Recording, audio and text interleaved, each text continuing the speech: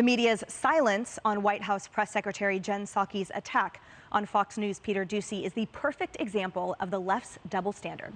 This is what she said last week. So we have to talk about Peter Doocy for 1 second. Sure.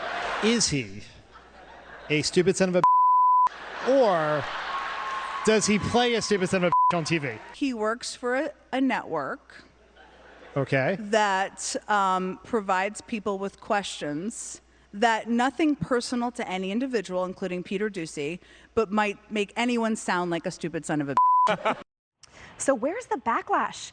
There's been no condemnation from the White House Correspondents Association and crickets from the liberal media, well, except for CNN's Brian Stelter, who of course weighed in and defended Psaki. I think Jen Psaki is kind of like, remember in senior year, spring of your senior year, you're about to graduate and you're just tired of all this? I think we're seeing that from Jen Psaki. To be fair, she didn't really criticize him directly. She was really criticizing Fox News as an organization. But the media had no problem calling out President Trump when he went after journalists. It was deeply disturbing and offensive the way he spoke to the media. I hold that if you look at day one of the Trump campaign, which was June 16, 2015, until today, the through line, right, the connective tissue there is anti-media. Donald Trump frequently attacked the news media. Attorney General, those were characterized as attacks on the press credibility, attacks on the news media, and they were also characterized as threats to democracy. And yet here are crickets. Right. I think one of the reasons Trump won the election is because the American people are sick and tired of the mainstream media and see the double standard, and they know the game that's played. Peter Doocy is doing exactly what a professional journalist should be doing at the White House press conferences, which is raising hard questions and challenging people, which you ordinarily don't see with Democrats. But the Democrats have only one response, and the media is, in my mind, largely an extension of the Democratic Party. And their response is snarkiness. Yeah, that's right, an apologist media.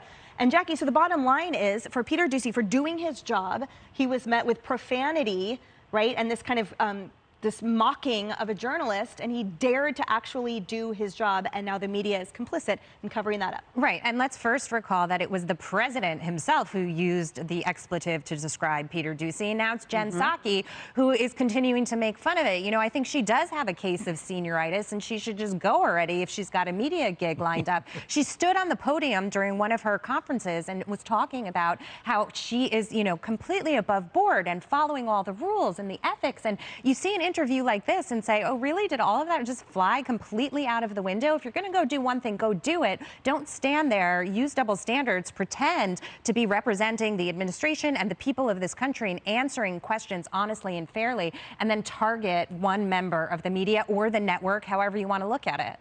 That's right. So, Julie, she brought up the president. And remember, on day one of his presidency, he said, if I hear you treat another colleague with disrespect or talk down to someone, I promise you, I will fire you on the spot. No ifs, ands, or buts, because everybody, he said, is entitled to be treated with decency and dignity. But I guess that does not apply to journalists. Yes. No, I mean, it's obviously a double-faced comment. So he made these comments during the swearing-in ceremony back in January of 2021 in front of hundreds of people and, quite frankly, millions across the nation watching him get sworn in. It was a nice, I guess, about face, because I guess he was trying to prove that he wasn't like President Trump, who did sometimes use some strong language, although he also called Peter Doocy on the campaign trail an SOB, and I promise that I will fire you on the spot. He wants them to treat each other with dignity. The press is actually part of the White House, but I guess the rule doesn't apply as long as you work at Fox News Channel under this administration. Kennedy, take us home. Fox News Channel, obviously a direct competitor with MSNBC.